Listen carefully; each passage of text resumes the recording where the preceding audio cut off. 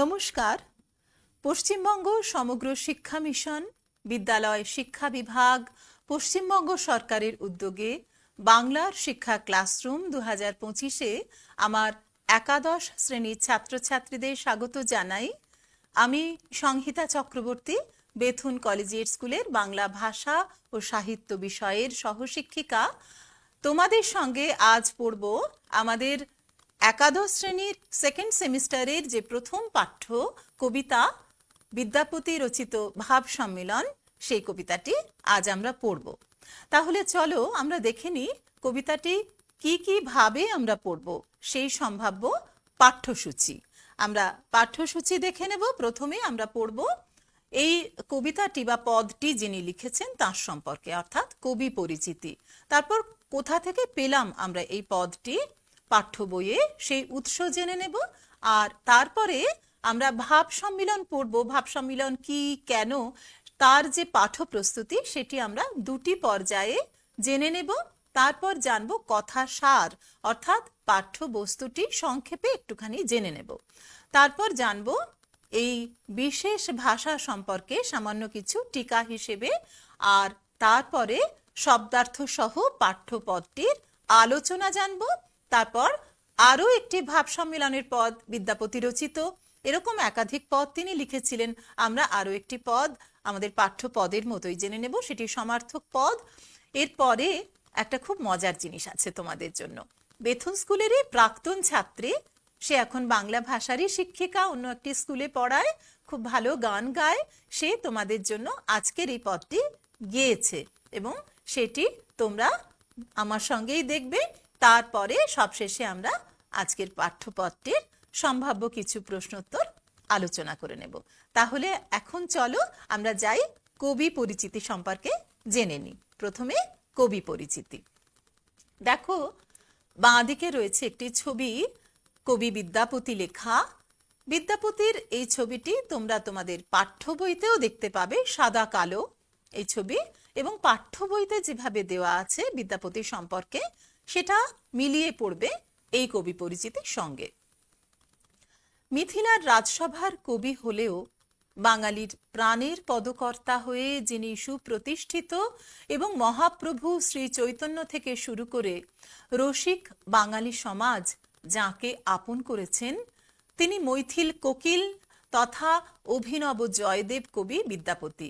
এই মৈথিল কোকিল এবং অভিনব জয়দেব এই দুটি শব্দবন্ধ কবি বিদ্যাপতির অভিধা তিনি অর্জন করেছিলেন। চৈতন্য পূর্ব যুগের বৈষ্ণব পদাবলীর এবং মধ্যযুগের প্রেম ও সৌন্দর্যের কবি সার্বভৌম বিদ্যাপতি আনুমানিক চতুর্দশ শতাব্দীর শেষার্ধে বিহারের দ্বারভাঙা জেলার মিথিলার অন্তর্গত বিসফি গ্রামে প্রসিদ্ধ এক ব্রাহ্মণ বংশে জন্মগ্রহণ করেন। তাঁর পিতার নাম গণপতি ঠাকুর। মিথিলার রাজসভার সঙ্গে বিদ্যাপতির পারিবারিকভাবে দীর্ঘকাল ঘনিষ্ঠতা ছিল। রাজকণ্ঠের মণিমালার মতো দ্যুতিময় তাঁর কবিকৃতি। ভাব সম্মিলনের পদে বিদ্যাপতির একক প্রাধান্য, এই পদে তিনি দ্বিতীয় রহিত। বাংলা ও মৈথিলি ভাষার মিশ্রণে নির্মিত ব্রজবুলি সাহিত্যিক ভাষার শ্রেষ্ঠ রূপকার বিদ্যাপতি। বিদ্যাপতির গ্রন্থ তালিকায় দৃষ্টি বুলিয়ে গেলেও তার বিষয় ব্যাপ্তিতে বিস্মিত হতে হয়। ভূ পরিক্রমা, কীর্তিলতা, পুরুষ পরীক্ষা, কীর্তি পতাকা, লিখনাবলী, শৈব সর্বস্ব সার, গঙ্গা বাক্যাবলী, বিভাগ সার, দান বাক্যাবলী, দুর্গা ভক্তি তরঙ্গিনী অর্থাৎ ভূগোল, ইতিহাস, ন্যায়, স্মৃতি, নীতি এবং পত্ররীতি সমস্ত বিষয়ে তাঁর আকর্ষণ ও অধিকার। এছাড়াও বিদ্যাপতির রচিত প্রায় 1000 সংখ্যক বৈষ্ণব ও শৈব পদ আছে। এরপরে আমরা আজকের কবিতাটির উৎস সম্পর্কে জানব। আমরা দেখো, এই যে বাঁদিকে একটি ছবি দেখতে পাচ্ছ বৈষ্ণব পদাবলী লেখা, সেটি কিন্তু একটি বইয়ের ছবি। এই বইটি দেখো লেখা আছে কলকাতা বিশ্ববিদ্যালয় 2017 সংস্করণ এটি, কিন্তু গত শতকের মধ্যভাগে কলকাতা বিশ্ববিদ্যালয় থেকে এটি প্রকাশিত হয়েছিল। এই বইতে কলকাতা বিশ্ববিদ্যালয়ে প্রকাশিত এই বৈষ্ণব পদাবলী সংকলনের ভাবোল্লাস ও মিলন শীর্ষক ত্রয়োদশ স্তবকের সর্বশেষ 5 সংখ্যক পদ বিদ্যাপতির এই পাঠ্য পদটি। ভাব সম্মিলন শিরোনামটি উল্লিখিত রসপর্যায়ের অনুসরণে সংকলকদের দেওয়া। বিদ্যাপতি কোনো শিরোনাম দেননি, কিন্তু সংকলকরা এই ভাব সম্মিলন শিরোনামটি দিয়েছেন। এবারে আমরা একটু জেনে নেব এই ধরনের কবিতা লেখার কারণ বা তার উৎস এবং সে সম্পর্কে। এটাকে আমরা নাম দিয়েছি পাঠ্য প্রস্তুতি। আমরা যে পাঠ করব তার মানসিক প্রস্তুতি একটু আমরা নিয়ে নেব। পাঠ্য প্রস্তুতি। পাঠ্য প্রস্তুতি পর্যায়ে আমরা 1 নম্বর বিভাগে পাব বৈষ্ণব পদাবলীর রস পর্যায় ও ভাব সম্মিলন। বৈষ্ণব পদকারেরা রাধাকৃষ্ণের প্রেমলীলার অনেকগুলি পর্যায় কল্পনা করেছেন। সম্পর্কের সূচনা থেকে পরিণতি পর্যন্ত তার বিস্তার। এই সম্পর্ক ক্রমেরই শেষ পর্যায় ভাব সম্মিলন। পর্যায়গুলি হল পূর্বরাগ, অনুরাগ, অভিসার, মিলন ও মান, প্রেম বৈচিত্র্য ও আক্ষেপানুরাগ, মাথুর এবং ভাব সম্মিলন। রবীন্দ্রনাথ বলেছিলেন, জগতের অপূর্ণতা যেমন পূর্ণতার বিপরীত নহে, কিন্তু তাহা যেমন পূর্ণতারই একটি প্রকাশ, তেমনি এই অপূর্ণতার নিত্য সহচর দুঃখ ও আনন্দের বিপরীত নহে, তাহা আনন্দের অঙ্গ, অর্থাৎ দুঃখের পরিপূর্ণতা ও সার্থকতা দুঃখই নহে, তাহা আনন্দ রূপামৃতম, অর্থাৎ দুঃখ থেকেই দুঃখের শেষ নয়, দুঃখের পরেও আনন্দরূপ অমৃত প্রাপ্ত হয়। রবীন্দ্রনাথের এই উক্তি মনে রেখে বিদ্যাপতির ভাব সম্মিলনের পদ যদি পড়ি আমরা, তবে তা কিছুটা বুঝতে পারি। আমাদের পাঠ্য পদে শুরু এভাবে আছে যে, কি কহবরে সখী আনন্দ ওর, চিরদিনে মাধব মন্দিরে মোর, আনন্দের কি অপরূপ প্রকাশ। কৃষ্ণকে হারিয়ে ফেলে রাধার যে মনোবেদনা, সেই মনোবেদনার মধ্যে কৃষ্ণকে রাধা আরো নিবিড় করে অনুভব করেছেন। এখানে তার প্রথম মিলনে সলজ্জ আত্মপ্রকাশ নয়, অভিসারের দুঃসাহস নয়, মান অভিমানের লীলাও নয়, বিরহের সান্ত্বনাহীন বেদনা নয়। ভাব সম্মিলনেই প্রেম যেন পরিপূর্ণতা অর্জন করেছে, অর্থাৎ রাধাকে কৃষ্ণ বিরহের সমস্ত ব্যথা সয়ে প্রেমের মূল্য দিতে হয়েছে, তাই ভাব সম্মিলন। এবারে আমরা এই যে সম্পর্কের বিস্তার রাধাকৃষ্ণের, সেই পর্যায়গুলি যেভাবে বৈষ্ণব পদকর্তারা এঁকেছেন, আমরা সেই পর্যায়গুলি একটু জেনে নেব। অর্থাৎ পূর্বরাগ, অনুরাগ, অভিসার, মিলন ও মান, প্রেম বৈচিত্র্য ও আক্ষেপানুরাগ, মাথুর এবং ভাব সম্মিলন। আমি বোর্ডে লিখে দেখাবো, তোমরা সেই অনুযায়ী তোমাদের বইয়ে পেন্সিল দিয়ে লিখে নিতে পারো অথবা খাতায়ও লিখে নিতে পারো। তাহলে বুঝতে পারবে কেন ভাব সম্মিলনে এত আনন্দ হয়েছে রাধার, বা ভাব সম্মিলন ব্যাপারটাই বা কি। এই হলো আমাদের পাঠ্য প্রস্তুতির প্রথম পর্যায়। তাহলে চলো বোর্ডে যাই, বোর্ড থেকে খাতায় তোমরা লিখবে। আমরা যেভাবে লীলা পর্যায়গুলো বলছিলাম বোর্ডে লিখছি আর তোমরা খাতায় লিখবে। তাহলে আমরা প্রথম যে পর্যায়টি পাচ্ছি রাধাকৃষ্ণর প্রেমলীলা, সেটি হলো পূর্বরাগ। আমি লিখি তাহলে 1 নম্বর, সরি,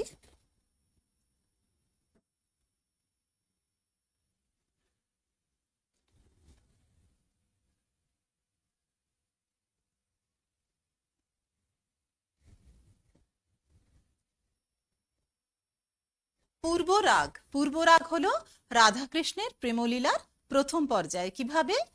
চোখে দেখে, দূর থেকে চোখে দেখে বা বাঁশি শুনে কৃষ্ণের রাধার যে প্রথম ভালো লাগা কৃষ্ণকে, তাকে বলা হচ্ছে পূর্বরাগ। একইভাবে রাধাকেও দূর থেকে দেখে কৃষ্ণের ভালো লাগা, তাকে বলা হচ্ছে রাধাকৃষ্ণ প্রেমলীলার পূর্বরাগ। অর্থাৎ পূর্বরাগ হলো রাধাকৃষ্ণ প্রেমলীলার প্রথম পর্যায়, প্রেমের প্রথম উন্মেষ। আমি লিখছি, একটু সামান্য একটা লাইন তোমরা লিখে নাও।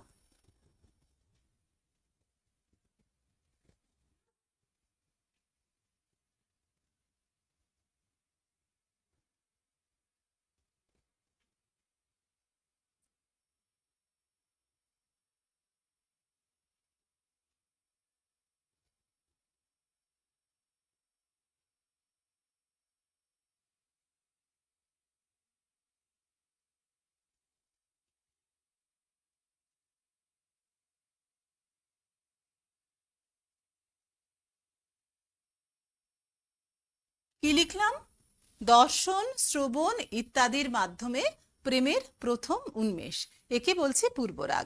এরই পরিপূরক অংশ হচ্ছে অনুরাগ। তোমরা লিখে নাও অনুরাগ কি? অনুরাগ হলো 2,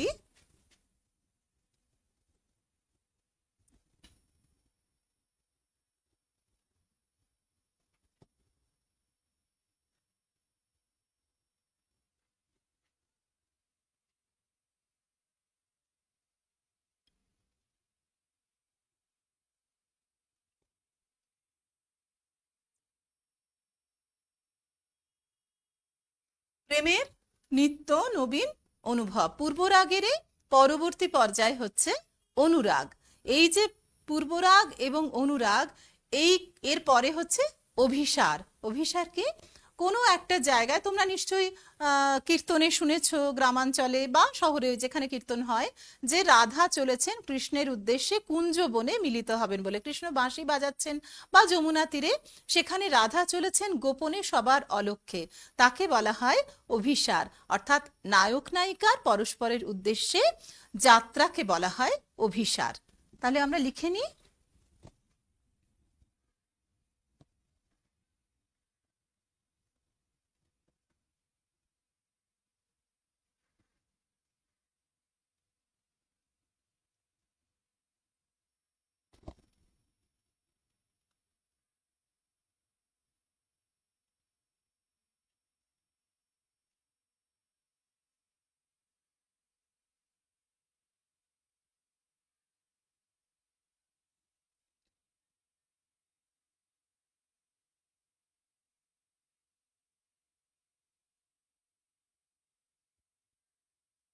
নায়ক নায়িকার পরস্পরের উদ্দেশ্যে যাত্রা।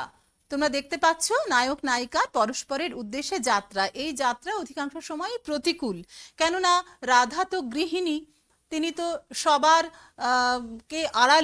আড়ালে কৃষ্ণের সঙ্গে মিলিত হতে চান। তাই তিনি পায়ের নূপুর খুলে রাখেন যাওয়ার আগে, যাতে কারুর কানে শব্দ না যায়। আবার গোবিন্দ দাস কবিরাজ, এই বিদ্যাপতিরই ভাবশিষ্য বলা হয় তাকে, তিনিও একটি বিচারের পদে তাকে শ্রেষ্ঠ বলা হয়, যেমন ভাব সম্মিলনে বিদ্যাপতি দ্বিতীয়। সেই রকম তিনি বলেছেন, কণ্টক গাড়ি কমল সম পদতল মঞ্জির চিরহি। কণ্টক মানে কাঁটা, মাটিতে পুঁতে পুঁতে রাধা তার উপর দিয়ে হাঁটা অভ্যেস করছে, কারণ রাত্রিবেলায় তিনি যখন নিশাভিসারে যাবেন, তখন তার কমলসম পদতল, অর্থাৎ পদ্মের মতন তার যে নরম কোমল পা, তা ফুটবে, তো তার যাতে কষ্ট হবে, তখন তার অভ্যেস করছেন তিনি। এবং সেই কমলতম পদতল মঞ্জিরও চির হিসাবে, মঞ্জির মানে নিজের পায়ের নুপুরটা, নিজের চির মানে নিজের বসনখণ্ড, তা দিয়ে বেঁধে রেখে তার উপর দিয়ে হাঁটা প্র্যাকটিস করছেন, অভ্যাস করছেন। এই হচ্ছে অভিসার। হ্যাঁ, নায়ক নায়িকার পরস্পরের উদ্দেশ্যে যাত্রা। আমরা 3টি পর্ব দেখলাম। এর পরের পর্ব হচ্ছে মিলন ও মান। চলো।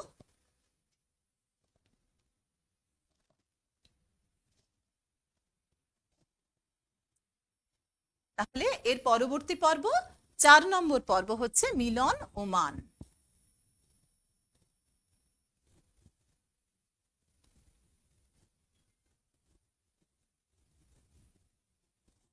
মিলন মানে তোমরা জানো, পরস্পর সম্মিলিত হওয়া। তারা এক জায়গায় দেখা করছেন, সেখানে আনন্দ করছেন, রাস পূর্ণিমায় দোলনায় দুলছেন, ঝুলন দোলায় দুলছেন, মিলন। এবং মান মানে অভিমান। এ তো হতেই পারে, আমরা বন্ধু বন্ধুর সাথে যার সাথে বেশি ভাব তার সাথে বেশি আড়ি হয়, তাই না? সেটা হচ্ছে অভিমান। প্রেমের ক্ষেত্রেও সেটা একেবারে একই রকম, মিলন এবং মান।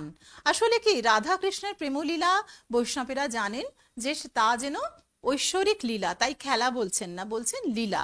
অর্থাৎ বিষ্ণুর অবতার কৃষ্ণ এবং লক্ষ্মীর অবতার রাধা, তারা দুজনে পরস্পরের সাথে যে সম্পর্কে লিপ্ত হয়েছিলেন, তাকে বলছেন ঐশ্বরিক লীলা।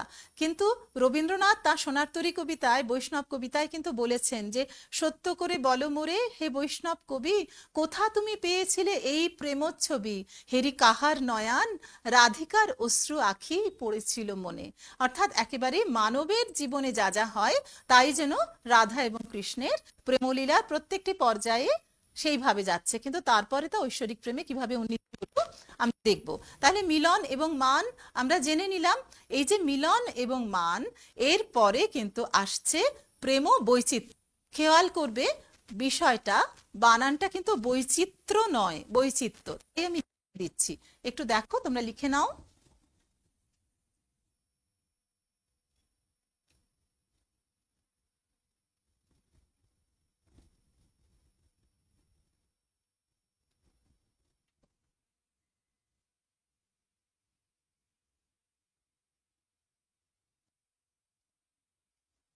প্রেম ও বৈচিত্র্য, চিত্ত মানে মন, প্রেমের কারণে চিত্ত বিকল হয়েছে।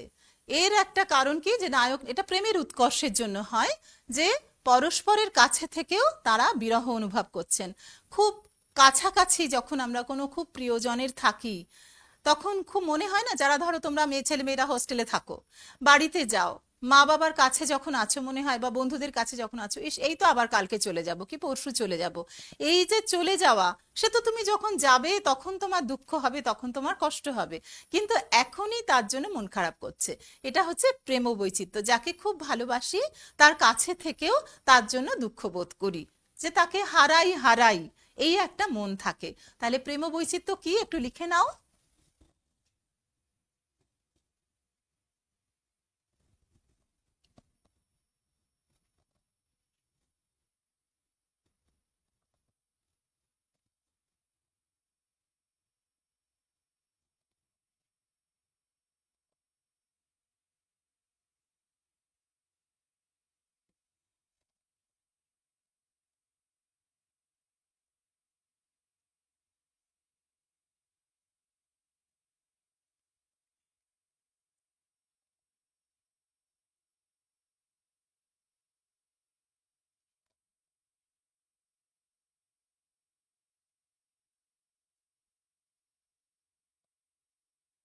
কি বলছি, প্রেম বৈচিত্র্য তাহলে কি, প্রেমের উৎকর্ষ হেতু পরস্পরের সান্নিধ্যে থেকেও আসন্ন বিরহ বোধ। আমার হাতের লেখা একটু জড়ানো, তোমাদের বুঝতে অসুবিধা হচ্ছে কিনা আমি জানি না, তাই আমি পড়ে দিচ্ছি। প্রেমের উৎকর্ষ হেতু পরস্পরের সান্নিধ্যে থেকেও আসন্ন বিরহবোধ, পরস্পরের কাছে থেকেও বিরহবোধ। আর ঠিক তার পরবর্তী পর্যায়ে হচ্ছে এইটারই পরিপূরক প্রেম বৈচিত্র্যের পর আক্ষেপানুরাগ। সেটা কি বলছি, লিখে নাও আগে।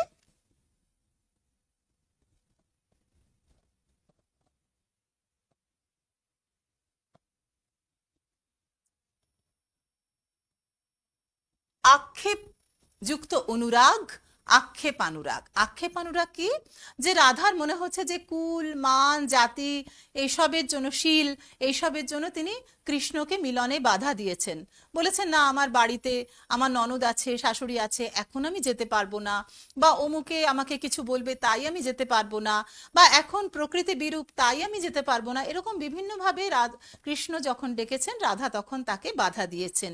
একে বলা হচ্ছে আক্ষেপ অনুরাগ। প্রেম ও বৈচিত্র্যেরই একটা পরবর্তী পরিপূরক পর্ব হচ্ছে আক্ষেপানুরাগ। এই আক্ষেপানুরাগের পরে হচ্ছে মাথুর। এই পর্বটি একটু বিশেষভাবে জেনে নিতে হবে, কেননা আমাদের আজকের পাঠ্যের সঙ্গে তার বিশেষ যোগ আছে। পরপর যোগ আছে অবশ্যই, কিন্তু মাথুরের সঙ্গে সরাসরি যোগ আছে। আমরা একটু জেনে নিই।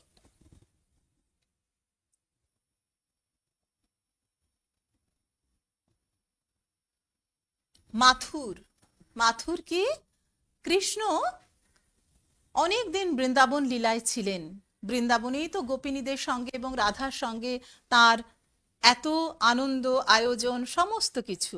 এবং তারপরে তিনি আসলে যে কারণে কৃষ্ণ অবতার রূপে জন্মগ্রহণ করেছিলেন মর্তে, এরকম বিশ্বাস বৈষ্ণবদের, যে তিনি কংস ধ্বংসের জন্য তিনি অবতীর্ণ হয়েছিলেন।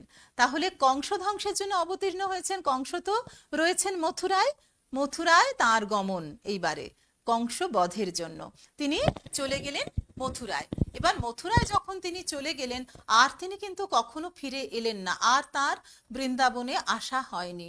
তারপর সেখান থেকে দ্বারকা বা ইন্দ্রপ্রস্থ বিভিন্ন জায়গায় কৃষ্ণের রাজনৈতিক কর্মকাণ্ড শুরু হয়ে যায়। কিন্তু সে কথা তো রাধা বুঝতে চান না, তার মনে কষ্ট হয়, দুঃখ হয়, যে কৃষ্ণ হা কৃষ্ণ করে তিনি মলিন বসন, মলিন কেশ এবং মৃতপ্রায় হয়ে পড়েন। বিরহ বেদনায়, বিরহ যন্ত্রণায় কাতরা রাধা। সেই পর্বটিকে নাম দিয়েছেন বৈষ্ণব পদকর্তারা মাথুর। তাহলে মাথুর কি? কৃষ্ণের মথুরা গমন জনিত রাধার যে বিরহ তাকে বলছি মাথুর। একটু লিখে নি।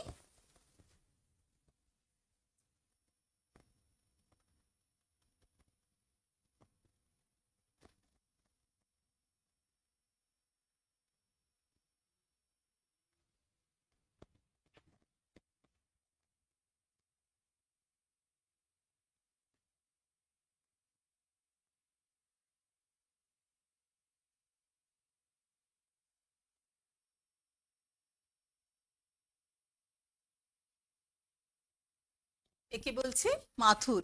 কৃষ্ণের মথুরা গমন জনিত রাধার বিরহবোধ, তাকে আমরা বলছি মাথুর। তাহলে এই পরপর পর্যায়গুলিতে আমরা এলাম, পূর্বরাগ, অনুরাগ, এভাবে আস্তে আস্তে অভিসার, মিলনমান, প্রেম বৈচিত্র্য, আক্ষেপানুরাগ, মাথুর, এত দূর হয়ে গেল। এ পর্যন্ত কিন্তু একেবারে মানুষের জীবনে যেমন ভাবে চলে পর্যায়গুলি, প্রেমের পর্যায় প্রায় সেই রকমই। কিন্তু তারপরে যেখানে রাধা উন্নীত হলেন তখনই বোঝা গেল এ শুধু মানুষের কথা নয়, এ মানুষকে অতীত হয়ে গিয়ে শুধু জীবাত্মা নয়, পরমাত্মার কথা। এই রাধা হলেন কৃষ্ণের হ্লাদিনী শক্তি, আরাধিকা। তার সংক্ষিপ্ত রূপ হলো রাধিকা বা রাধা। তো সেই রকম রাধার মনের মধ্যে তিনি অনুভব করলেন যে কৃষ্ণ রয়েছেন সর্বত্র, তার মনের মন্দিরে রয়েছেন, কেউ তাকে কখনো কেড়ে নিতে পারবেন না। এমনকি কৃষ্ণ স্বয়ংও তাকে ছেড়ে কোথাও যেতে পারবেন না, কেননা তিনি মনের মধ্যে বন্দী রয়েছেন। কার মনের মধ্যে? রাধার মনের মন্দিরে তিনি বন্দী রয়েছেন। তাই কৃষ্ণকে রাধা আর কখনো হারাবেন না। ভাবনায় তিনি সম্মিলিত হলেন তার প্রিয়তম, তার দেবতা কৃষ্ণের সঙ্গে। একে বলা হচ্ছে ভাব সম্মিলন। তাহলে আমরা একটু লিখে নিই পরবর্তী এবং শেষ পর্যায়।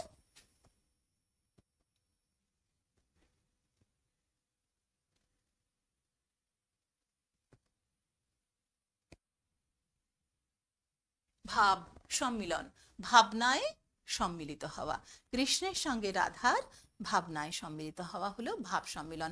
আজ আমরা যা পড়ব, তাহলে তোমরা পরপর আশা করি বুঝতে পেরেছো। এই পর্বে, এটা দ্বিতীয় পৃষ্ঠায় আমি লিখেছি, এই পর্বগুলো পরপর লিখে নাও এবং এইভাবে তোমরা বুঝতে পারবে আমাদের পাঠ্য প্রস্তুতি যা হলো। এরপরেই আমরা একটা গান দেখবো, এই মাথুর পর্যায়ে বিদ্যাপতিরই লেখা গান, যে এখানে যেমন কি কহবরে সখী আনন্দ ওর, আর সেখানে লিখেছেন, অর্থাৎ মাথুর পর্যায়ে যখন তিনি বুঝতে পারেননি যে কৃষ্ণ তার মনের মধ্যেই অবস্থিত, নিত্য মিলন তাদের, তখন সেই বিরহ কাতরা রাধার যে আরতি, সেই আরতি বিদ্যাপতি অন্য একটি সঙ্গীতে লিখে গেছেন। আমরা পরবর্তী পর্যায়ে সেই গানটি শুনে নেব। চলো আমরা তো তাহলে গানটা চলো শুনি। গানটা গেয়েছেন, এই গান আসলে বিদ্যাপতির মাথুর বিষয়ক পদ, যে সেই পদে রাধা বলছেন তার 10 দিক শূন্য হয়ে গেছে, কেননা কৃষ্ণ তার মনের মধ্যে নেই। আমরা গানটা চলো শুনি। বিখ্যাত শিল্পী ইন্দ্রাণী সেনের কণ্ঠে এই পদটি গীত হয়েছে, তার সামান্য একটু অংশ, দুটি অংশ আমরা পড়ব। যে এ সখী হামারি দুঃখের নাহি ওর, এ ভরা বাদর মাহ ভাদর শূন্য মন্দির মোর। হে সখী, আমার দুঃখের সীমা পরিসীমা নেই, অবধি নেই, কেননা এই মাস, ভাদ্র মাসে এমন বৃষ্টি হচ্ছে কিন্তু আমার মন্দির শূন্য, অর্থাৎ কিনা আমার গৃহ শূন্য, আমার মন শূন্য, কেননা কৃষ্ণ আমাকে ছেড়ে চলে গেছেন। কৃষ্ণ বিহনে রাধার সব শূন্য হয়েছে। চলো আমরা গানটা শুনে নিই।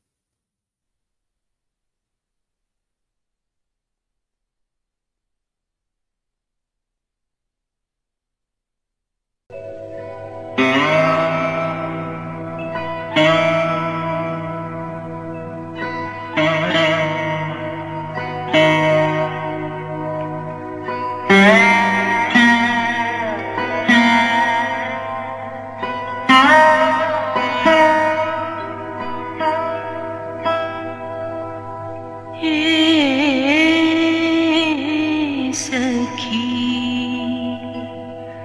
हमार दुखे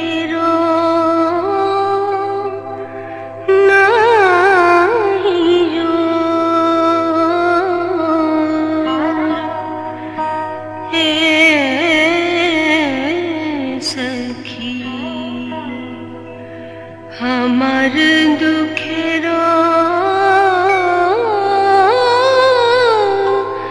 নাই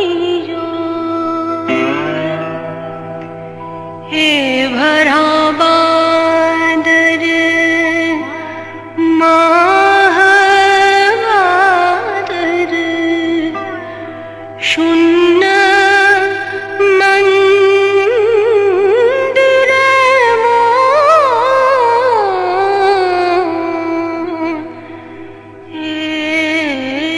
सखी हमार दुखेर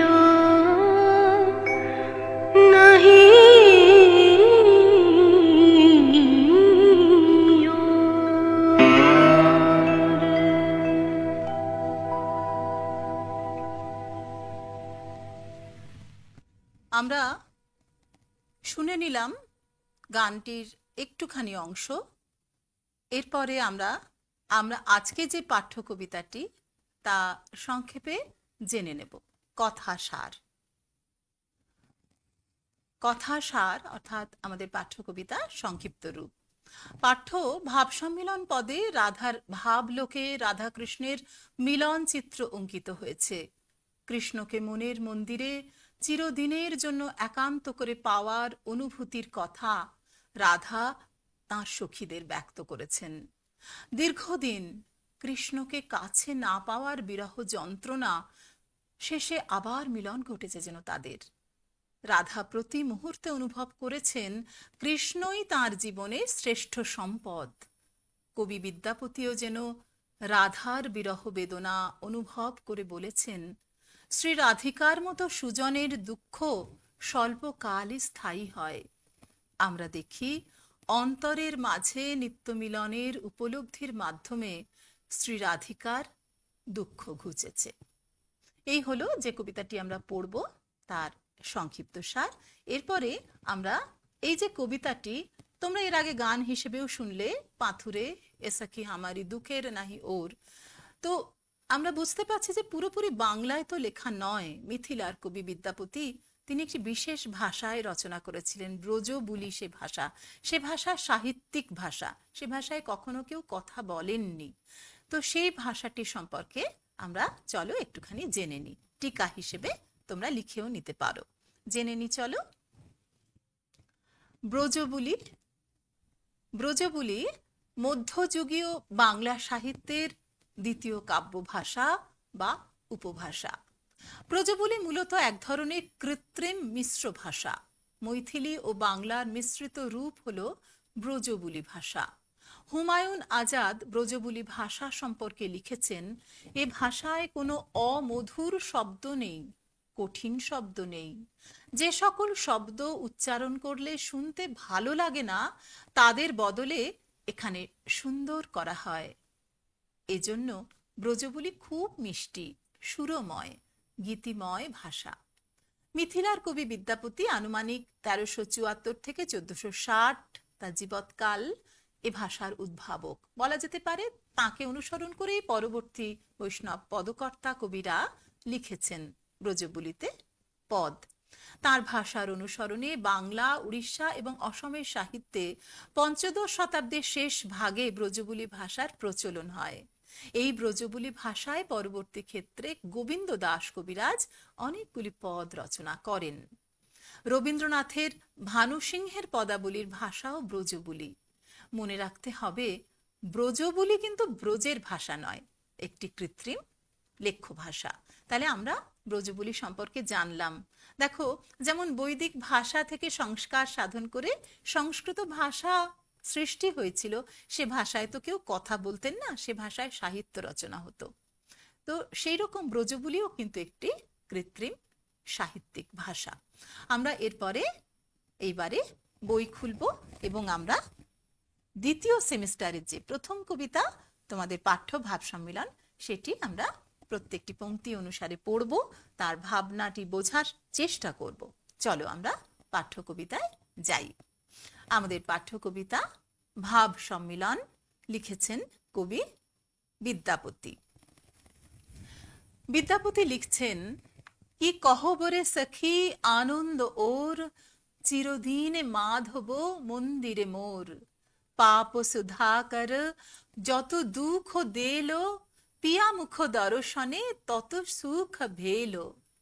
আচর ভরিয়া যদি মহানিধি পাই, তব হাম পিয়া দূর দেশে না পাঠাই। শীতের ওঢ়নি পিয়া গিরিশের বা, বরিশার ছত্র পিয়া দরিয়ার না। ভনয়ে বিদ্যাপতি শুনো বড় নারী, সুজনক দুঃখ দিবস দুই চারি। এই হলো সম্পূর্ণ পদটি বা কবিতাটি। আমরা এবারে দুটি দুটি করে পংক্তি নিয়ে আলোচনা করব, দুটি করে লাইন করে নিয়ে আলোচনা করব। প্রথমে দেখো বলছেন, কি কহবরে সখী আনন্দ ওর, চিরদিন মাধব মন্দিরে মোর। তোমরা এর আগের গানে শুনলে বা আমি যতটুকু পেরেছি বোঝানোর চেষ্টা করেছি যে পরবর্তী রস পর্যায়গুলো অনুযায়ী এর ঠিক পূর্ববর্তী পর্যায় হচ্ছে মাথুর, অর্থাৎ কৃষ্ণের বিরহ, মথুরা গমনজনিত যে বিরহ। সেই কৃষ্ণ বিহনে রাধার চারদিক শূন্য হয়ে গেছিল, এরকমই একটি পদ শ্রীরাধিকা এইভাবে আক্ষেপ করেছেন। সেরকম বিদ্যাপতি অন্যত্র একটি পদে বলেছেন, মাথুরের পদেই বলেছেন যে সুন ভেল মন্দির সুন ভেল নগরী, সুন ভেল দশ দিস সুন ভেল সগরি।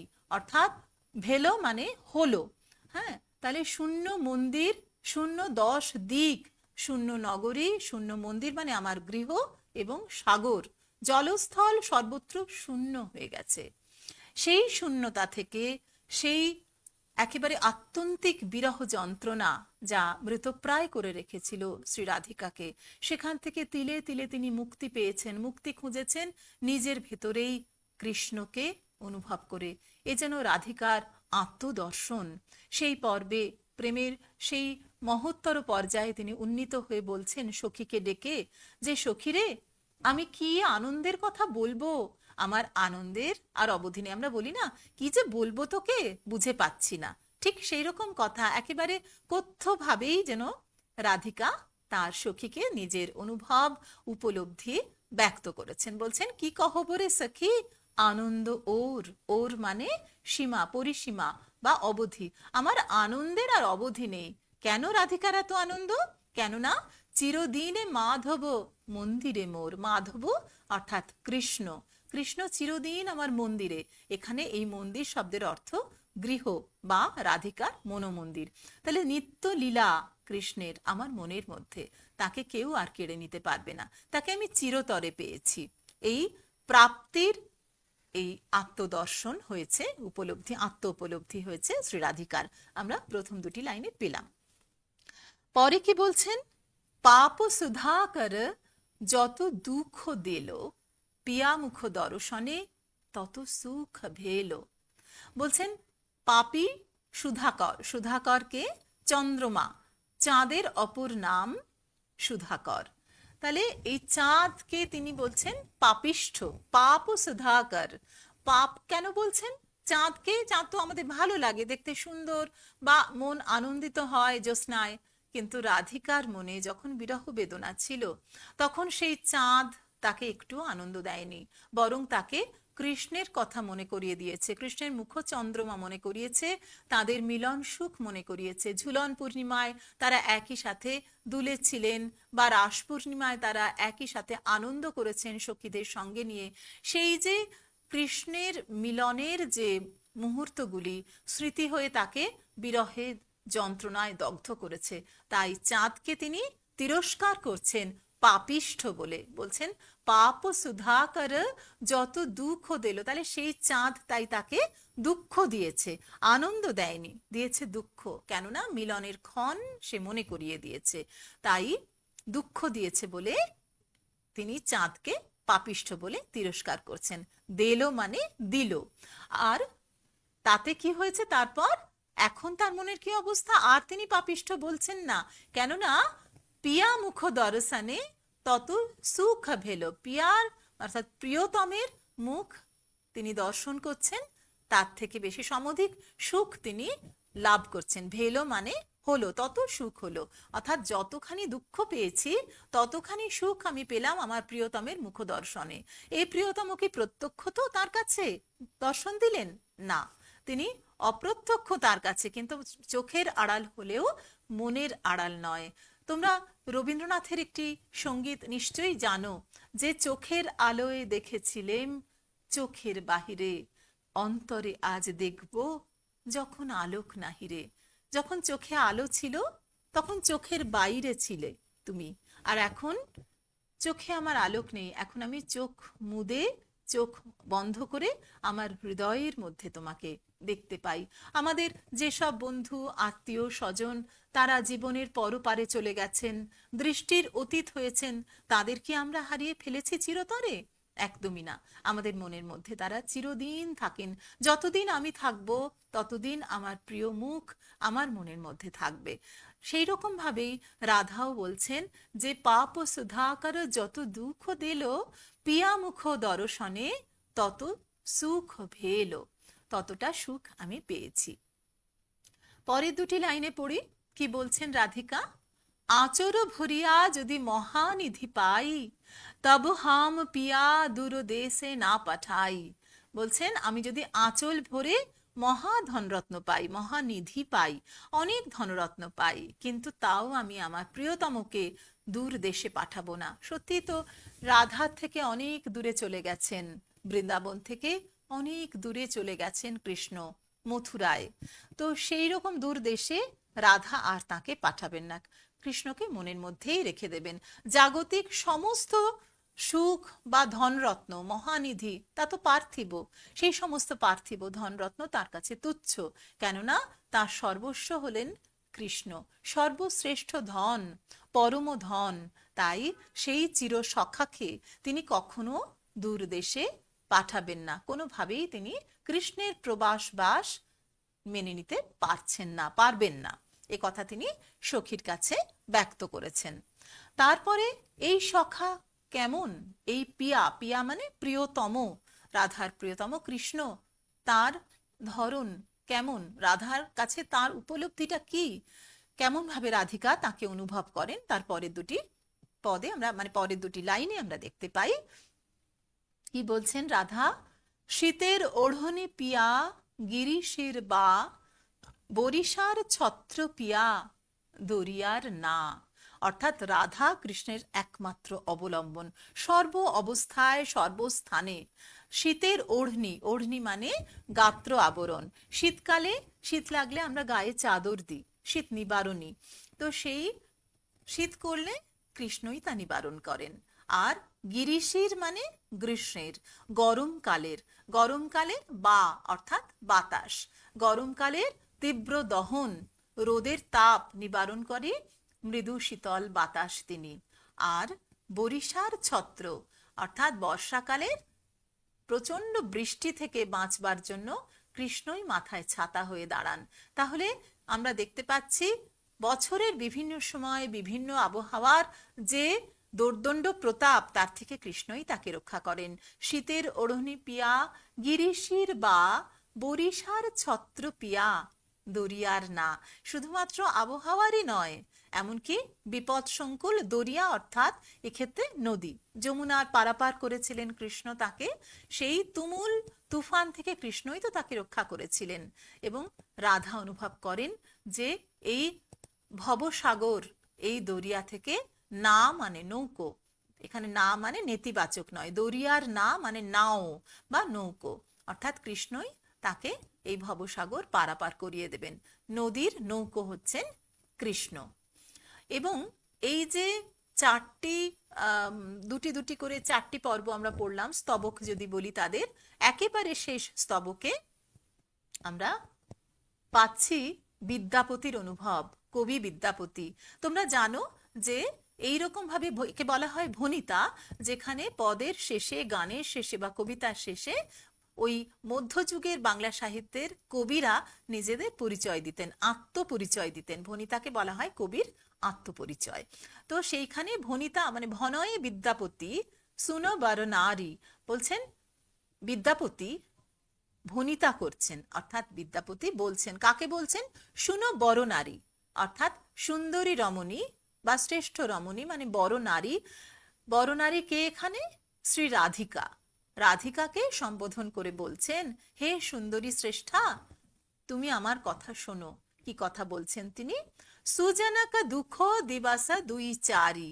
যে সুজন হয়, অর্থাৎ যিনি সৎ মানুষ, যার নির্মল হৃদয়, তার দুঃখ কেবলমাত্র 2-4 দিন স্থায়ী হয়, অর্থাৎ তার দুঃখ ক্ষণস্থায়ী, স্বল্পস্থায়ী। বৃদ্ধাপতি এক্ষেত্রে যেন রাধার সহমর্মী হয়েছেন, সমমর্মী হয়েছেন। সহমর্মী এবং সমমর্মী দুটি আমরা বলতে পারি। বিদ্যাপতি রাধিকার দুঃখে দুঃখী, সুখে সুখী হয়ে বলছেন যে, হে রমণী শ্রেষ্ঠা, সুজন যিনি, তার দুঃখ মাত্র ক্ষণস্থায়ী হয়, তার দুঃখ দীর্ঘস্থায়ী নয়, এমন কথা বিদ্যাপতি বলছেন। এবারে আমরা এই যে পড়লাম, আমি পড়তে পড়তে প্রত্যেকটি শব্দের অর্থ একটু অচেনা, যেসব শব্দগুলি বাংলা নয়, ব্রজবুলি ভাষার শব্দ, সেগুলি সম্পর্কে তোমাদের বলে বলে দিয়েছি। কিন্তু এরকম বলে দিলে তো মনে থাকে না। এখন পড়ছি, এখন মনে হচ্ছে আরে বাবা, এ তো ভীষণ সোজা, একটু একটু হিন্দি আর একটু একটু বাংলা, মানে ভাঙা বাংলা বা ভাঙা হিন্দি। কিন্তু এইটি বিশেষ ব্রজবুলি ভাষা, যা স্বয়ং রবীন্দ্রনাথকেও আকৃষ্ট করেছিল। আমরা বোর্ডে যাব, এরপর আমরা এই ভাষার যে শব্দাবলী, তার শব্দার্থগুলি আমি বোর্ডে লিখব, আর তোমরা তোমাদের বইতে, আমি আমার ছেলে মেয়েদের বলবো বইতেই লিখে নাও, পেন্সিল দিয়ে লিখে নাও, তাতে বইটা নষ্ট হবে না। বই তোমরা উচ্চ মাধ্যমিক শিক্ষা সংসদ থেকে পেয়েছো, কিন্তু বইটা তোমার হবে তখনই যখন তুমি তাতে তোমার চিহ্ন রাখবে। তুমি পড়তে গেলেই পাতা উল্টালে তোমার নিজের হাতের লেখায় শব্দার্থগুলি পাবে। সুতরাং আমি বলবো বইতে পেন্সিল দিয়ে লিখে নাও। আমি বোর্ডে পরপর তোমাদের অচেনা শব্দগুলি লিখে দিচ্ছি। আমরা পাঠ্যপত্রের কয়েকটি শব্দার্থ লাইন ধরে ধরে লিখব। তাহলে চলো, বোর্ডে আমি লিখছি, তোমরা খাতায় বা বইতে লেখো। কি কহবরে সখী আনন্দ ওর। কহব, কহব মানে কহিব বা বলিব, সাধু বাংলা ভাষায় তাই। আর আমরা চলতি কথায় বলি বলবো। তাহলে লিখে নাও।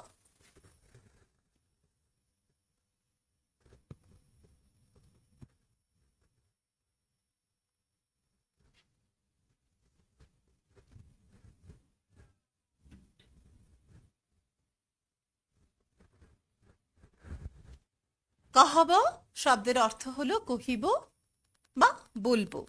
কি কহবরে সখী আনন্দ ওর। ওর মানে হলো সীমা বা অবধি, অর্থাৎ কি বলবো সখী, আমার আনন্দের অবধি নেই। তাহলে ওর শব্দের অর্থ লিখে নাও।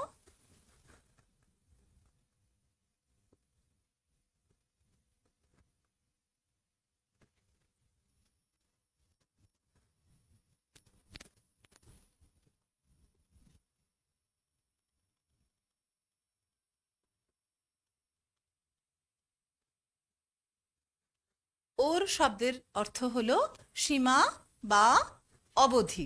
দেখতে পেয়েছো তোমরা? কি কহবরে সখী আনন্দ ওর, চিরদিনে মাধব মন্দিরে মোর।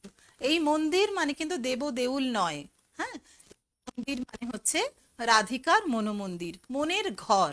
তাহলে আমরা লিখে নিই, মন্দির শব্দের অর্থ তোমরা জানো কবিতার ক্ষেত্রে।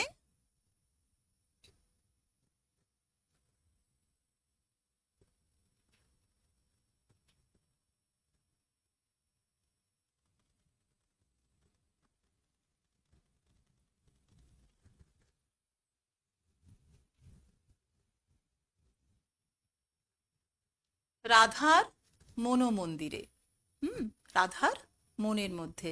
চিরদিনে মাধব মন্দিরে মোর। তারপরে আছে পাপ সুধাকর যত দুঃখ দেলো। দেলো মানে কি? দিল। দেলো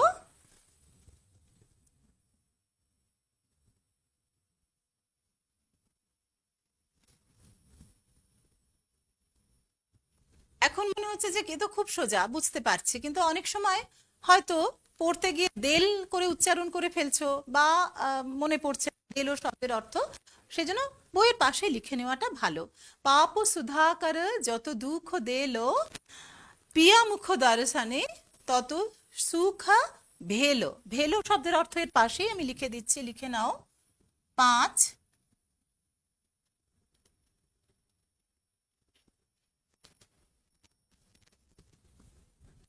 পিয়ামুখ দর্শনে তত সুখ ভেলো। ভেলো শব্দের অর্থ হলো হলো, হইল, তার থেকে হলো। তাহলে পাপ সুধাকর যত দুঃখ দেল, পিয়ামুখ দর্শনে তত সুখ ভেল। আঁচর ভরিয়া যদি মহানিধি পাই, আঁচর মানে আঁচল, এই যে আঁচল ভরে কেউ যদি আমার আঁচলে এসে মহানিধি মহাধনরত্ন আমায় দিয়ে যায়, তাও আমি মনে করব যে রাধা বলছেন তাও আমি প্রিয়তমকে দূর দেশে পাঠাবো না, প্রবাসে আমি পাঠাবো না। তাহলে আঁচর মানে হলো আঁচল, লিখে নাও।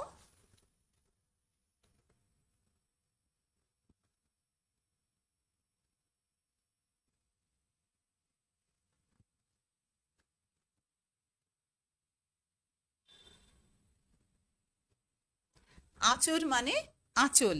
হুম, তবু হাম পিয়া, হাম মানে আমি, হিন্দিতে তো তোমরা জানোই হাম বলা হয়। তবু হাম পিয়া দূরদেশে না পাঠাই। এইবারে বলছেন যে শীতের ওড়নি পিয়া গিরিশির বা। শীতের ওড়নি, ওড়নি মানে গাত্রাবরণ। আমরা একটুখানি পরের পৃষ্ঠায় যাই।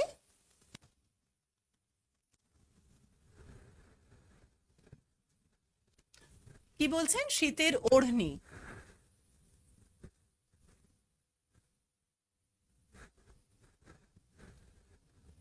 এটা 7 নম্বর সম্ভবত। 7 নম্বর হচ্ছে শীতের ওড়নি, ওড়নি পিয়া।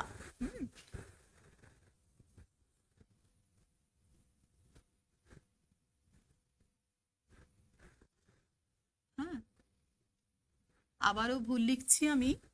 আমাদের বাংলা বানানে ওড়না বানান ডয় শূন্য র, আমি সেটাই লিখে ফেলছি, কিন্তু খেয়াল করবে বইতে যে পদটি যেভাবে আছে, যে শব্দটি বিদ্যাপতি যেভাবে ব্যবহার করেছেন, আমরা কিন্তু সেইটা সেই বানানেই রাখবো উদ্ধৃতির ক্ষেত্রে। তাহলে ওড়নি বানান এইটা লিখেছেন বিদ্যাপতি, ঢয় শূন্য র। ওড়নি মানে গাত্রাবরণ।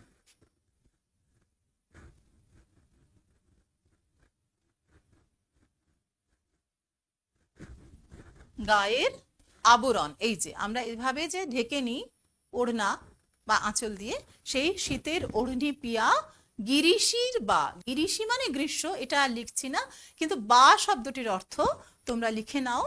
8 বা মানে বাতাস,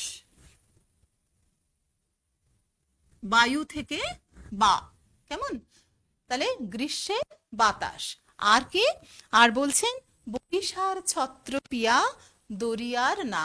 দরিয়া মানে আমরা জানি সমুদ্র, কিন্তু এক্ষেত্রে দরিয়া মানে বৈষ্ণব পদকর্তারা দরিয়া বলতে নীল দরিয়া মানে নীল যমুনাকে অর্থাৎ নদীকে বলেছেন। তাহলে আমরা লিখে নিই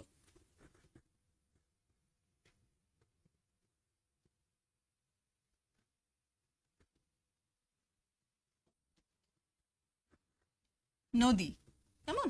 দরিয়া এক্ষেত্রে এই কবিতায়।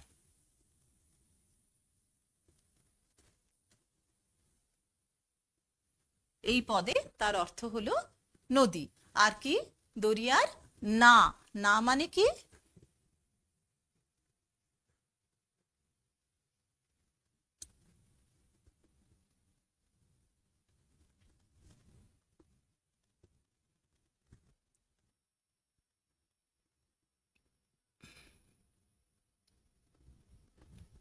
এই পদে না মানে নাও বা নৌকা। এটা কিন্তু মনে রাখবে যে এখানে কিন্তু দরিয়ার না বলতে দরিয়া পারাপারের নৌকো বলা হয়েছে। নদীতে পারাপার করার, এপার থেকে ওপার যাওয়ার, অকুলের কুল পাওয়ার একমাত্র উপায় হলেন কৃষ্ণ, রাধিকার। তাহলে দরিয়ার না। এইসব কথা তো হলো, কিন্তু এইবারে ভনয় বিদ্যাপতি সুনা বর নারী, সেটা কি বলছেন একটু দেখে নি। ভনয় মানে ভনিতা, লিখে নাও।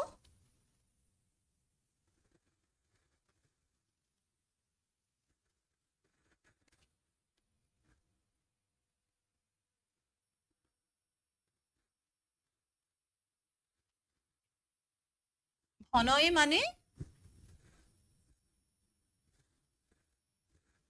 ভনয় মানে ভনিতা করছেন। হ্যাঁ,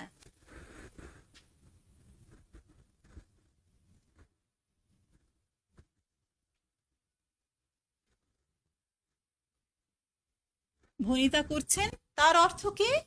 অর্থাৎ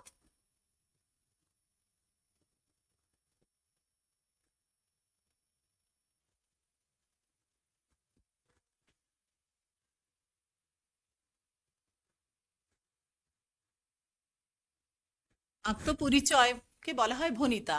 আত্মপরিচয় দান করছেন বা তিনি বলছেন, এক্ষেত্রে পরিচয় তো দান করছেন না, আত্ম উপলব্ধি বলছেন। বিদ্যাপতি নিজের উপলব্ধি বলছেন। কাকে বলছেন? শুনো বড় নারী। বড় নারী বানানটা খেয়াল করবে। আমরা নারী বানান জানি যে রয় দীর্ঘই, কিন্তু তোমাদের পাঠ্য পদে আছে হ্রস্বই। তোমরা যখন উদ্ধৃত করবে এই পদটির, তখন কিন্তু বিদ্যাপতির বানানটি রাখবে। মধ্যযুগের বাংলা, বাংলা বলবো না, এটা ব্রজবুলি পদে এইভাবে বলা হয়েছে। তাহলে এই বানানটা আমরা আমাদের বইতে পেয়েছি। শুনো বড় নারী মানে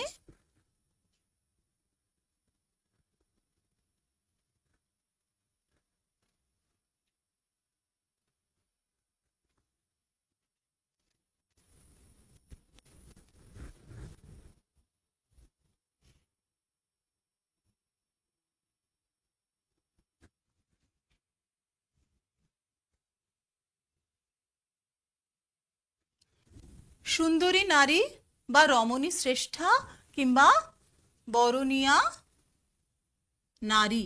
তিনি কে? এক্ষেত্রে তিনি শ্রী রাধিকা। এই পদের ক্ষেত্রে তিনি শ্রী রাধিকা। বিদ্যাপতি বলছেন, হে সুন্দরী নারী বা হে রমণী শ্রেষ্ঠা, সুজনকা দুঃখ দিবাসা দুই চারি। যিনি সুজন, যিনি ভালো জন। ওই যে তোমরা ছোটবেলায় ছড়া কেটেছো না, যদি হও সুজন তেঁতুল পাতায় নজন, তাহলে তেঁতুল পাতায় যিনি যারা ভালো তারা সব একসাথে থাকে। হ্যাঁ, তাহলে সুজন মানে যার মন ভালো, যিনি ভালো মানুষ, সৎ মানুষ, নির্মল হৃদয়া। তো সেইভাবে রাধিকাকে এইভাবে সম্বোধন করে বলছেন যে সুজনকা সুখ সুজনক দুঃখ দিবস দুই চারি। দুই চারি মানে দু চার দিন, অর্থাৎ কিনা ক্ষণস্থায়ী। তাহলে আমরা এইভাবে দেখে নিলাম যে আমাদের পাঠ্যপদটি কতগুলি ব্রজবুলি শব্দের বাংলা অর্থ। তাতে আমাদের উত্তর লিখতেও সুবিধা হবে, পদটি পড়ে নিজেরা যখন পড়বে তোমাদের সুবিধা হবে।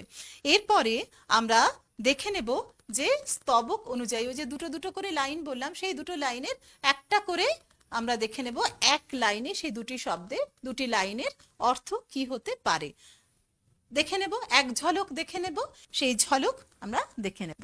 চলো আমরা স্তবক অনুযায়ী পদটির মূল ভাব দেখে নেব। প্রথম পদে কি আছে? প্রথম দেখো, তোমরা যদি ভাগ করে করে নাও, দুই দুই দুই দুই করে, দেখবে আমরা 5টি স্তবক পাবো। সেই স্তবকটা তো কবি বলছেন, হ্যাঁ, ওটা না লিখলেও প্রথম যে কয়েকটি স্তবক গেল, সেই স্তবকগুলো আমরা দেখে নিতে পারি। দেখো কি আছে, কি কহবরে সখী আনন্দ ওর। কি কহবরে সখী আনন্দ ওর, অর্থাৎ 1 নম্বর স্তবকে বলা হচ্ছে রাধার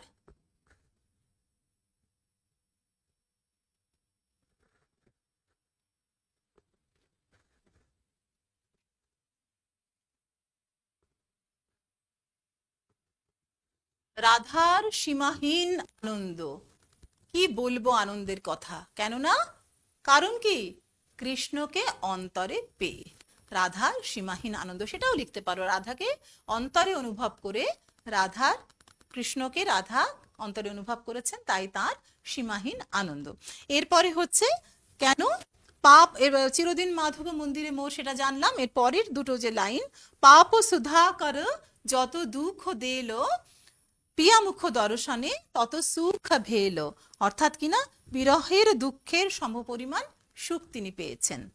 লিখে নি।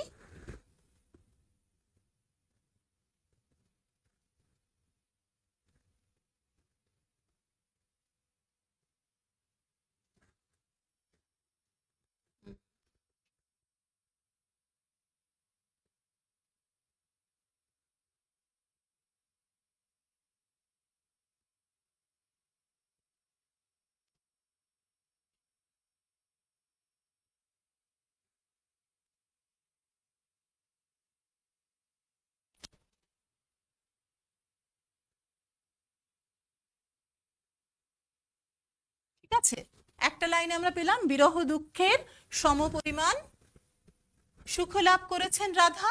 এরপর তৃতীয় যে লাইন দুটি আছে তার মূল অর্থ কি, যে আচর ভরিয়া যদি মহানিধি পাই তব হাম পিয়া দূরদেশে না পাঠাই। অর্থাৎ পৃথিবীর সবচেয়ে মূল্যবান বস্তু রাধার কাছে কৃষ্ণ, অর্থাৎ পৃথিবীর সব কিছুর থেকে এই অপার্থিব পরম ধন কৃষ্ণ। তাহলে কি লিখবো?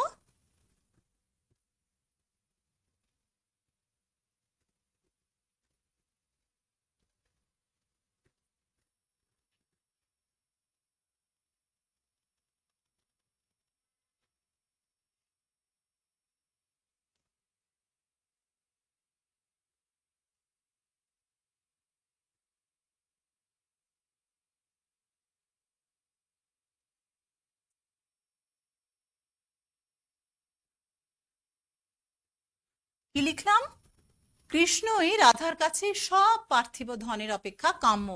আমি কৃষ্ণ বানানটা এরকম লিখেছি, তোমরা তো এরকম লেখো না, আমাদের সময় এরকমটা লেখানো হতো। আমি ঠিক করে দিচ্ছি, তোমরা যেভাবে লেখো যে সেভাবেই আমি লিখে দিচ্ছি।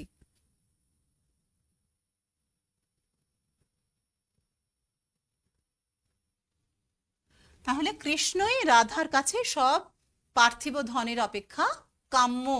সবকিছু একদিকে আর কৃষ্ণ একদিকে। তিনি কৃষ্ণকেই শুধুমাত্র চান। এবং চতুর্থ স্তবকে কি বলেছেন? শীতের ওড়নি পিয়া গিরিশির বা বরিশার ছত্র পিয়া দরিয়ার না। অর্থাৎ রাধার কাছে কৃষ্ণই একমাত্র অবলম্বন। তাহলে এখানে পেলাম কৃষ্ণ রাধার কাছে সব পার্থিব ধনের অপেক্ষা কাম্য, বা কৃষ্ণ ধন হলেন রাধার কাছে অত্যাগ সহন ধন। আর চতুর্থ,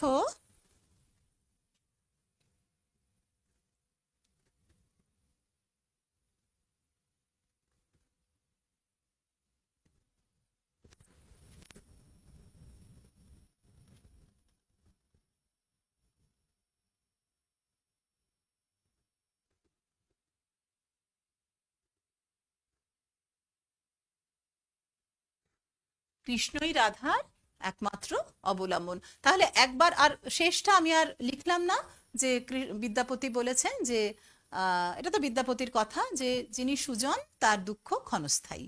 হ্যাঁ, লিখেও দিতে পারি। পদকর্তার মতে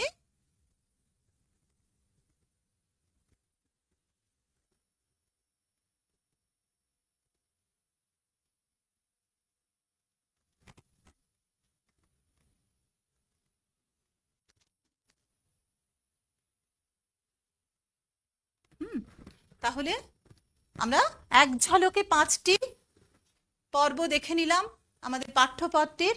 রাধার সীমাহীন আনন্দ, 2 বিরহের দুঃখের সমপরিমাণ শুক্লাভ, 3 কৃষ্ণই রাধার কাছে সব পার্থিব ধনের অপেক্ষা কাম্য, এবং 4 কৃষ্ণই রাধার একমাত্র অবলম্বন, এবং 5 সুজনের দুঃখ ক্ষণস্থায়ী। এই আমরা সম্পূর্ণ পদটিকে এক ঝলকে 5টি লাইনে দেখে নিলাম। কেমন? এরপরে আমরা যে পড়লাম সেই পড়াটা একটুখানি গানে শুনে নেব।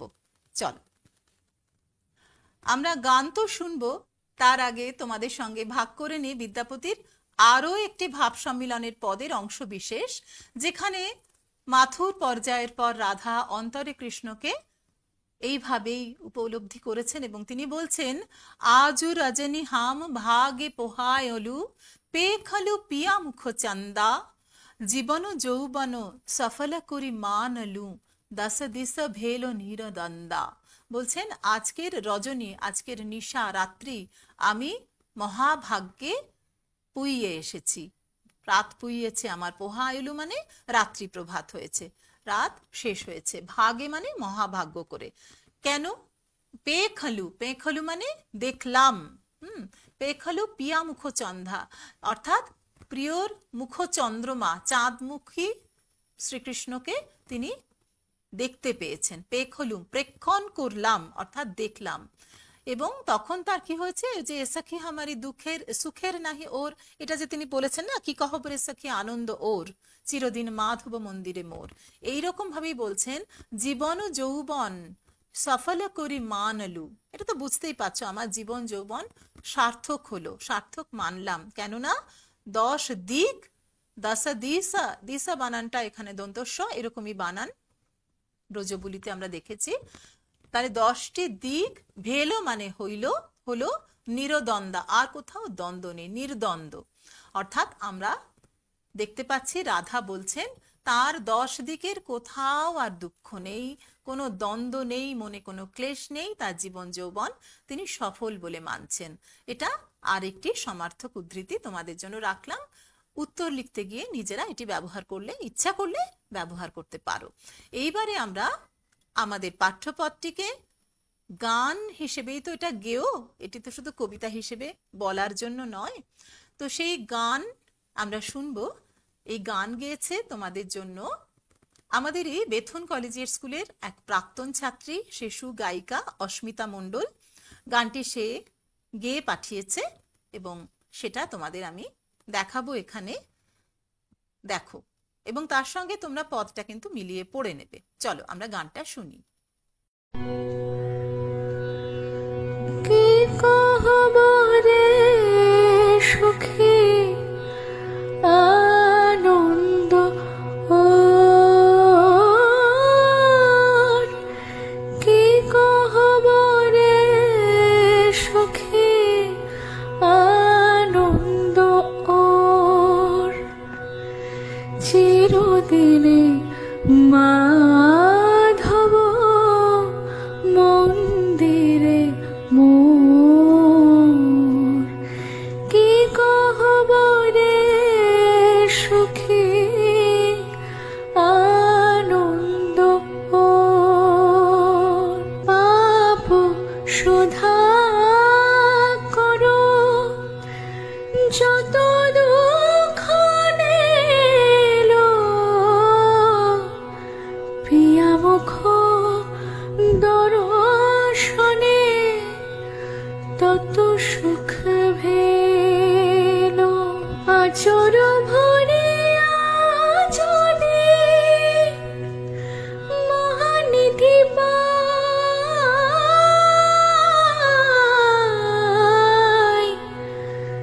তব হাম পিয়া দূর দেশে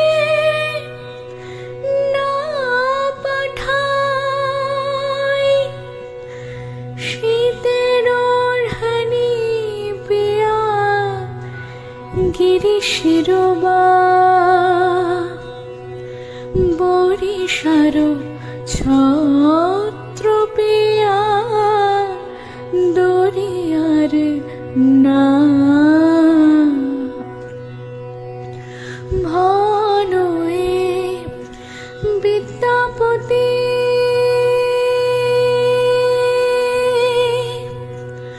শুনো বরনারি, ভানুয়ে বিদ্যাপতি শুনো বরনারি, সুজনক দুঃখ দিবস দুই চারি।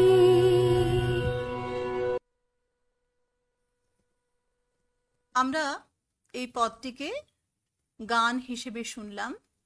তোমরা যারা গান গাইতে পারো বা না পারো, নিজের মতো করে চেষ্টা করো। যদি গান মনে রাখতে পারো তাহলে আলাদা করে আর মুখস্থ করতে হয় না, কারণ সুর আমাদের মনে বেশি থাকে, তাই না?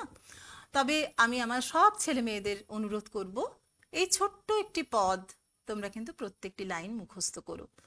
কেননা মুখস্থ করলে তোমরা বুঝতে পারবে কোথা থেকে কোন প্রসঙ্গে উত্তর লিখতে হবে। আমি তোমাদের জন্য কয়েকটি মাত্র উত্তর লিখে এনেছি। তোমরা জানো যে তোমাদের উত্তর লিখতে হবে 5 নম্বরের সর্বাধিক, এবং একসঙ্গে 5 নম্বরের উত্তরও লিখতে হতে পারে, অথবা 2+3 বা 3+2 এভাবে ভাগ থাকতে পারে উত্তরের। তো আমি কতগুলি প্রশ্ন তোমাদের সামনে লিখে এনেছি, কিন্তু তোমাদের বলবো, অনুরোধ করব, তোমরা কিন্তু এগুলো মুখস্থ করবে না, কোনো দরকার নেই। নিজের ভাষায় নিজের মতো করে উত্তর লিখবে, এবং অনেক প্রশ্ন এর থেকে তোমরা তৈরি করতে পারবে নিজেরাও, বা তোমাদের ক্লাসে তোমাদের দিদিমণি মাস্টারমশাইরাও দেবেন, তোমরা নিজেরা লিখবে। আমি কেবলমাত্র আদর্শ কতগুলি উত্তর চেষ্টা করেছি, তো সেই চেষ্টাটুকু তোমাদের জন্য রাখলাম। চলো আমরা পরপর প্রশ্নগুলো এবং তার উত্তরগুলো জেনে নিই। প্রথম যে সম্ভাব্য প্রশ্ন, কি কহবরে সখী আনন্দ ওর, এই অনুভবের কারণ পাঠ্যপদটি অনুসারে লেখো। মাথুর বা বিরহ পর্যায়ে কৃষ্ণের বিচ্ছেদ যন্ত্রণায় রাধা উচ্চারণ করেছিলেন, এ সখী হামারি দুঃখের নাহি ওর। কিন্তু ভাব সম্মিলনের পদে এই বিচ্ছেদ যন্ত্রণাকে অতিক্রম করে রাধা অন্তর জগতে তার মনের মধ্যেই কৃষ্ণকে উপলব্ধি করেছেন। অনুভব কল্পনায় প্রিয়তমের মুখ দর্শনে তিনি সমস্ত দুঃখকে অতিক্রম করে গিয়েছেন এবং বলেছেন যে কেউ যদি তাকে মহামূল্যবান রত্ন সামগ্রীও দেয়, তবুও তিনি তার প্রিয়তমকে দূরদেশে পাঠাবেন না। কৃষ্ণের বিচ্ছেদ যন্ত্রণা থেকে মুক্ত হয়ে বিদ্যাপতির রাধার উত্তরণ ঘটেছে এক নবতর আনন্দময় জগতে। এরপরে পিয়ামুখ দর্শনে তত সুখ ভেল, এই মন্তব্যটির তাৎপর্য বিশ্লেষণ করতে হবে। বলা হয়েছে, বিদ্যাপতি রচিত ভাব সম্মিলন পদে শ্রী রাধা উল্লিখিত মন্তব্যটি করেছেন। মাথুর পর্যায়ে কৃষ্ণ রাধাকে ছেড়ে মথুরায় চলে গিয়েছিলেন। কৃষ্ণ বিচ্ছেদে রাধা তখন আকুলা। একদা মিলন তিথির চাঁদের আলো তাঁর বিরহ যন্ত্রণাকে আরো তীব্র করে। কিন্তু যখন ভাবলোকে রাধা কৃষ্ণের সান্নিধ্য অনুভবে সক্ষম হন, সেই ভাবময় জগতে প্রিয়তমের মুখ দর্শন করে উচ্ছ্বসিত রাধিকা বিদ্যাপতির অপর পদে বলে ওঠেন, সোই কোকিল অব লাখ লাখ ডাকৌ লাখ উদয় করু চন্দা। পাঠ্যপদটিতেও দেখা যায় চাঁদের আলোজনিত যন্ত্রণার অবসান ঘটেছে ভাব জগতে প্রিয়তমের মুখ দর্শন করে। তাই রাধা সখীকে ডেকে বললেন, পাপিষ্ঠ চন্দ্রমার দেওয়া কষ্ট থেকে চন্দ্রমুখ প্রিয় দর্শনে সমপরিমাণ সুখ পেয়েছেন তিনি। পরবর্তী প্রশ্নে যাব। বরিশার ছত্র পিয়া দরিয়ার না, এই উপলব্ধি কারণ সহ ব্যাখ্যা করো। বিদ্যাপতি রচিত ভাব সম্মিলন পদে শ্রী রাধা কৃষ্ণ সম্পর্কে নিজের এই উপলব্ধি ব্যক্ত করেছেন। দীর্ঘ বিরহের পরে ভাব সম্মিলনের পদে কৃষ্ণের সঙ্গে রাধার ভাব জগতে মিলন ঘটেছে। মাথুর পর্যায়ে কৃষ্ণের সঙ্গে বিচ্ছেদের যন্ত্রণায় কাতর রাধা বলেছিলেন, পিয়া বিনে পাঁজরো ঝাঁঝরো বেলা। তিনি আবার ভাব সম্মেলনে এসে কৃষ্ণের সান্নিধ্যে পুনরায় আনন্দে ভেসেছেন। চিরদিন মনোমন্দির বাসী কৃষ্ণ রাধার সর্বাত্মক আশ্রয়। রাধার কাছে তিনি শীত নিবারণী ওড়না কিংবা গ্রীষ্মের দহন নিবারক বাতাস, বর্ষা থেকে রক্ষাকারী ছত্র এবং নদী পার করার নৌকো। অর্থাৎ যে কোনো পরিস্থিতিতেই কৃষ্ণই রাধার একমাত্র অবলম্বন। 4 নম্বর প্রশ্নে যাব। ভাব সম্মিলন কাকে বলে, পাঠ্যপদটিতে তা কিভাবে সার্থক হয়ে উঠেছে লেখো। তাহলে দেখতে পাচ্ছি এখানে দুটি পর্বে ভাগ আছে, অর্থাৎ একটি 2 একটি 3 এমন ভাবে হতে পারে। নায়ক নায়িকার দর্শন স্পর্শজাত মিলিত বা সংযুক্ত হওয়াকে মিলন বলা হয়। ভাব সম্মিলন রাধা কৃষ্ণের এমন প্রত্যক্ষ মিলন নয়। বৈষ্ণব পদাবলিতে রাধা তাঁর ভাব জগতে কৃষ্ণের সঙ্গে মিলিত হয়ে মিলনের অপরিসীম আনন্দ উপলব্ধি করেছেন। এই বিশেষ পর্যায়টিকে তাই বৈষ্ণব আলংকারিকগণ ভাব সম্মিলন বা ভাবোল্লাস বলে চিহ্নিত করেছেন। ভাব সম্মিলন মিলনের একটি বিশেষ স্তর। বৈষ্ণব পদসাহিত্যে ভাব সম্মিলনের বিশেষ গুরুত্ব আছে। দীনবন্ধু দাস লিখেছেন, মথুরা হইতে ব্রজে নাহি আগমন, স্বপ্ন সন্দর্শনে মাত্র জানিহ সঙ্গম। আরেকটি বিষয় এক্ষেত্রে উল্লেখ্য, প্রাচীনকাল থেকে ভারতীয় সাহিত্যে বিয়োগান্তক কাহিনী বা ট্র্যাজেডি নেই। ট্র্যাজেডির আগমন মূলত পাশ্চাত্য সংস্কৃতির মাধ্যমে। তাই অনেকের মতে ভারতীয় সংস্কৃতিতে বিরহ বা বিচ্ছেদের কোনো স্থান নেই। আমরা দেখি বৈষ্ণব কবিরাও রাধাকৃষ্ণের প্রেম সম্পর্ক বিচ্ছেদের মধ্য দিয়ে শেষ করেননি। তাই বাস্তব জগতে যখন রাধাকৃষ্ণের মিলন ঘটেনি, তখন বৈষ্ণব কবিরা ভাবের জগতে তাদের মিলন ঘটিয়েছেন। অর্থাৎ বিরোহিনী রাধার কৃষ্ণ তন্ময় অবস্থার এক অপূর্ব কল্পনা হল ভাব সম্মিলন। পাঠ্য ভাব সম্মিলন পদটিতে বিদ্যাপতি দেখিয়েছেন ভাবলোকে রাধা প্রিয় কৃষ্ণকে পেয়ে অপরিসীম আনন্দে উদ্বেল হয়ে উঠেছেন। সখীর কাছে তিনি তাঁর সীমাহীন সুখানুভূতি প্রকাশ করেছেন। কৃষ্ণ বৃন্দাবন ছেড়ে চিরকালের জন্য মথুরায় চলে গেলে প্রাথমিকভাবে রাধা দীর্ঘ বিরহ যন্ত্রণা ভোগ করেন।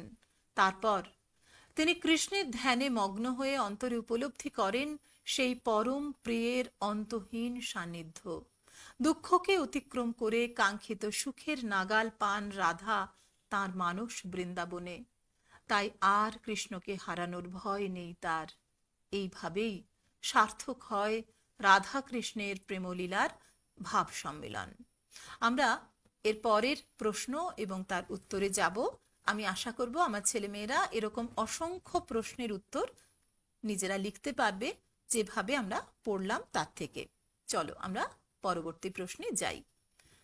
ভাব সম্মিলন পদের নামকরণের সার্থকতা বিচার করো। চৈতন্য পূর্বযুগের কবি বিদ্যাপতি বিবিধ বৈষ্ণব পদ রচনা করলেও স্বয়ং কোনো পদেরই নামকরণ করেননি।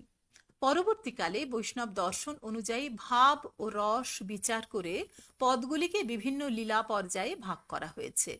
পাঠ্য ভাব সম্মিলন কবিতাটি ভাবোল্লাস ও মিলন পর্যায়ের অন্তর্গত। এই পর্যায়ে ঘটে রাধাকৃষ্ণের ভাবগত মিলন বা সম্মিলন। কর্তব্য পালনের জন্য কৃষ্ণ নিত্য মিলনের বৃন্দাবন ছেড়ে মথুরায় চলে গেলে তাঁর বিরহে কাতরা রাধার রূপ লাবণ্য মলিন হতে থাকে ক্রমশ। মৃতবৎ জীবন যাপন করতে থাকেন তিনি। এই সময়ে ক্রমে ক্রমে কৃষ্ণের নিত্য অনুধ্যানে শ্রী রাধিকা উপলব্ধি করেন যে কৃষ্ণ আসলে তাঁর মনের মধ্যেই বিরাজ করছেন। তাই শ্রী রাধিকার ভাবলোকে শ্রীকৃষ্ণের ফিরে আসায় রাধার মনে জাগে ভাবোল্লাস। বিচ্ছেদের হাহাকার পেরিয়ে তাদের ভাব সম্মিলন ঘটে। রাধা অনুভবে বোঝেন কৃষ্ণ এবং তিনি কখনোই বিচ্ছিন্ন নন, অভিন্ন সত্তা। তাই সাময়িক বিচ্ছেদের পর পুনরায় যে রাধাকৃষ্ণের মিলন ঘটে তার নাম ভাব সম্মিলন। অতএব উচ্চ মাধ্যমিক শিক্ষা সংসদের সংকলকদের দেওয়া ভাব সম্মিলন নামটি আলোচ্য কবিতার ক্ষেত্রে যথাযথ ও ব্যঞ্জনাধর্মী হয়েছে বলে আমরা মনে করি। এই ছিল তোমাদের কয়েকটি প্রশ্ন এবং তার সম্ভাব্য উত্তর। আমি এটুকুই তৈরি করে এনেছি তোমাদের জন্য। আরো অসংখ্য প্রশ্ন হতেই পারে। আশা করি যেভাবে কবিতাটা পড়লাম তাতে তোমরা নিজেরাই কবিতার ভাব এবং তার অর্থ, তার ব্যঞ্জনা উপলব্ধি করে নিজেরা লিখতে পারবে। খুব ভালো থাকবে তোমরা, পড়াশোনা করবে নিয়মিত এবং এই কবিতাটা এবং সমস্ত কবিতাই পারলে মুখস্থ করে নিও আর নিয়মিত ঘড়ি ধরে লেখার অভ্যাস করো। তাহলে যেভাবে তোমাদের সেকেন্ড সেমিস্টারের প্রশ্নের উত্তর লিখতে হবে তা খুব সহজেই তোমাদের আয়ত্ত হয়ে যাবে। ভালো থেকো তোমরা, অনেক শুভেচ্ছা।